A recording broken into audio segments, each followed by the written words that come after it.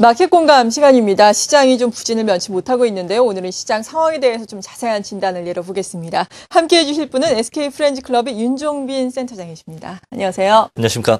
네, 지금 주가가 1934선까지 내려온 상태입니다. 물론 이때쯤 하반 경직이 지금 그래도 강해지고 있다라고 긍정적인 의견이 많이 나오곤 있지만 사실 투자자 입장에서 전반적으로 개미들의 입장을 좀 모아보자면은 불안감이 큰 건 사실이거든요. 네, 센터장님께서는 어떻게 보세요?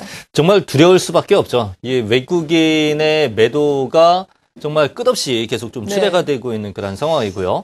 뭐 해외 증시의 랠리는 정말 딴 나라 얘기일 수밖에 없는 그런 상황이 돼버렸기 때문에 뭐 국내 증시 이렇게 뭐 매수세 변변치 않게 없는 상황에서 외국인 매도 계속 쏟아지면은 결국 뭐 1900도 붕괴가 되고 뭐 당분간 정말 암울하게 뭐 이제 주식시장 전개되지 않겠느냐 이 우려감이 상당히 좀 높을 수밖에 없는 상황인데요. 현재의 어떤 이제 위치에 대해서 한번 좀 객관적으로 우리가 좀 살펴볼 필요가 있을 것 같습니다. 지금 이제 진행되고 있는 어떤 이제 악재거리가 대략 한 대여섯 개 정도 수준으로 이렇게 압축을 해볼 수가 있겠는데, 첫 번째는 이제 환율 전쟁이죠. 특히 이제 엔화 약세로 촉발되고 있는 수출주들의 채산성 둔화. 그리고 두 번째는 이제 뱅가드 이슈로 인한 외국인의 지속적인 매도 가능성. 세 번째는 베이시스가 악화되다 보니까 이제 프로그램 매도 물량이 또 이 강하게 좀 출회되지 않겠느냐 하는 그런 우려감. 여기에다가 그 우리나라 대비해서 이제 올해 이제 기대되는 어떤 경제 성장률 측면에서 놓고 보면은 일본이나 아니면 중국 쪽이 훨씬 강도 있을 것이다, 훨씬 좋을 것이다라는 그런 판단하에 일종의 좀 올해는 샌드위치에 좀 끼는 그런 상황이 우리나라가 전개되지 않겠느냐는 그런 우려감. 여기에 애플 쇼크라든지 아니면 실적 쇼크, 여러 가지 측면이 될 수가 있겠습니다. 이런 악재 부분들이 현재 이제 주식시장에 과연 얼마만큼 반영이 되고 있는가, 현 위치를 좀 진단을 해보면요.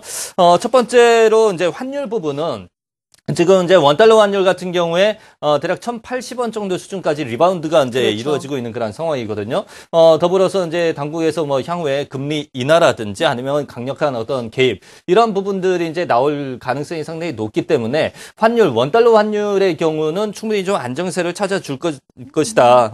충분히 좀 시장에 반영이 되어 있는 그 상황이다라고 이렇게 바라볼 수가 있겠고요. 여기에 이제 뱅가드 문제라든지 아니면 프로그램 매도, 이런 부분들의 경우는 일단 뱅가드 문제 같은 경우에는 그 이슈화 되기 시작한 게 대략 10일 정도 전에서부터 이제 이슈화되고 있는 그런 상황인데, 이러한 이슈라는 부분들은 항상 그렇습니다. 이슈화되기 시작하는 그 초기 시점에서 상당 부분이 좀 우려감이라든지 그런 것들이 반영이 되는 그런 경우가 상당히 많다라는 그 측면에서 놓고 보면은, 이와 관련된 악재 부분은 주가에 뭐 상당 부분 반영되어 있는 그런 상황이다. 즉 좀 이 큰 틀에서 볼 때 피크를 좀 지나는 그런 수준으로 반영 정도를 우리가 좀 받아들일 수가 있다는 측면이고요.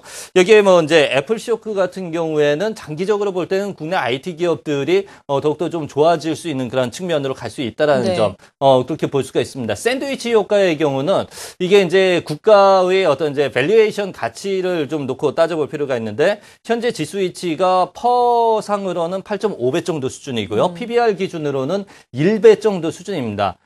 이와 관련된 우려감도 충분히 반영되어 있는 그 위치이지 않느냐 싶습니다. 결국에는 지수가 1920포인트권 수준이면은 충분히 관련 우려감 부분들이 반영될 수 있는 그런 구간이기 때문에, 지금 위치에서 추가적으로 지수 하락한다고 해서 섣부르게 좀 매도를 하시는 부분보다는 오히려 기관 수급이 좀 몰리고 있는 그런 종목군들에 대해서는 좀 역발상 측면에서 물량을 조금씩 모아 나갈 수 있는 그런 어떤 이제 마음가짐도 필요한 그 시점이지 않느냐 싶습니다. 네, 추가 하락이 좀 나올 수는 있어도 나오더라도 좀 긍정적인 마음을 가지고 기관의 수급이 몰리고 있는 종목들로 우리가 눈높이를 좀 맞춰서 좀 긍정적으로 생각을 해보자라고 말씀해 주셨습니다.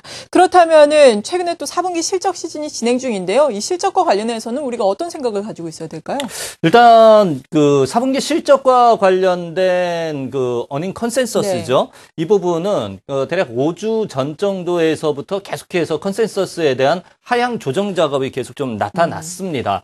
5주 전에 대비해서 영업이익 추정치가 대략 7.9%가량 지금 낮아진 하향 조정 작업이 이루어진 그 상태이고요. 그러다 보니까 지난주까지 기업 실적 발표하는 그 기업들을 보면은 거의 대부분의 기업들이 예상치보다 좀 안 좋은 그런 수치가 나오는 그런 모습들을 많이 볼 수가 있었고요. 이번 주에 기업 실적 발표 많이 좀 일정이 놓여져 있는데 네. 이들 기업들 속에서도 그렇게 크게 우리가 기대를 걸어볼 수 있는 그런 측면은 별로 없다라고 그렇게 보시면 되겠습니다. 다만 하향 조정 작업이 5주일간에 걸쳐서 충분히 이루어져 있는 그런 상황이기 때문에 그만큼 또 눈높이 자체도 많이 낮아져 있는 것이 또 사실이다라고 이렇게 보실 수가 있기 때문에 그렇죠. 이게 이제 그 실적과 관련된 눈높이를 크게 낮춘 그런 업종들이 있습니다.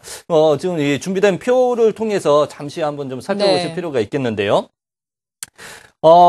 제일 왼쪽 측면을 보시면 시장 전체적으로 5주 전 대비해서 많이 그 어닝 추정치가 다운되어 있는 그런 모습을 볼 수가 있는데 5주 동안의 어닝 추정치가 크게 다운되어 있는 그런 업종들이 있습니다. 대표적으로 은행 업종이 있고요. 철강, 금속, 화학, 그리고 정유, 이들 업종에 대한 그 추정치 자체가 상당 부분 낮아져 있는 그런 상황이 있습니다. 그렇다면, 역설적으로 이렇게 눈높이를 크게 낮춘 그 업종의 경우는 종목들 실적 발표하는 그런 부분 속에서 일종의 어닝 쇼크가 나온다 하더라도, 주가의 상에서는 이미 충분히 반영이 돼 있는 그 상황이기 때문에 충격을 받을 소지가 적다라고 볼 수가 있습니다. 네. 오히려 긍정적인 측면으로 주가가 전환될 수 있는 그런 소지가 강하기 때문에 이들 업종 쪽에 대한 어떤 이제 그 포커스를 맞추실 필요가 있는 그 상황으로 좀 현 상황에서는 생각 가져주실 필요가 있겠습니다. 네, 그렇다면 지금 뭐 자동차는 더 말할 나위 없이 큰 폭으로 하락하고 있고 오늘도 또 외국인이 적극적으로 삼성전자 순매도하면서 IT 쪽도 많이 하락을 하고 있는데요.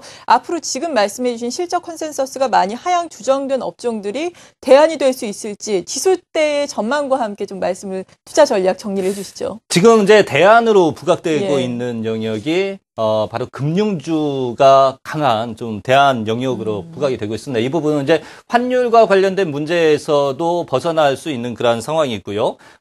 금융업종 자체가 작년도까지 굉장히 어려운 그런 상황을 겪어왔습니다. 네. 그러면서 장기간의 조정 국면을 거쳐 놓은 그런 상황이기 때문에 주가 상에서의 어떤 밸류에이션 상의 메리트가 또 많고요. 올해 1분기에서부터 은행업종의 경우는 일종의 좀 턴어라운드성의 그런 실적 흐름이 나올 가능성이 높다라고 이렇게 볼 수가 있습니다. 때문에 이들 영역에 시중의 그 매기가 많이 좀 집중되고 있는 그런 상황이기 때문에 뭐 은행이라든지 증권업종 쪽에 대한 관심을 우리가 좀 기울이실 필요가 있겠고요. 여기에다가 중국의 경기지표 그 제조업 PMI 지수가 또 2월 1일 날에 발표가 될 예정이 있습니다. 좋게 나올 걸로 이렇게 기대가 되고 있고요. 그래서 중국과 관련돼 있는 그런 업종들 중에서 1분기에서부터 실적이 좀 꽤 많이 올라올 것으로 예상되는 업종, 뭐 화학업종이 그 중에 하나가 될 수가 있는데 이들에 대한 그 관심을 좀 기울이실 필요가 있을 것 같습니다. 네, 잘 알겠습니다. SK 프렌즈 클럽의 윤종빈 센터장이었습니다. 고맙습니다. 감사합니다.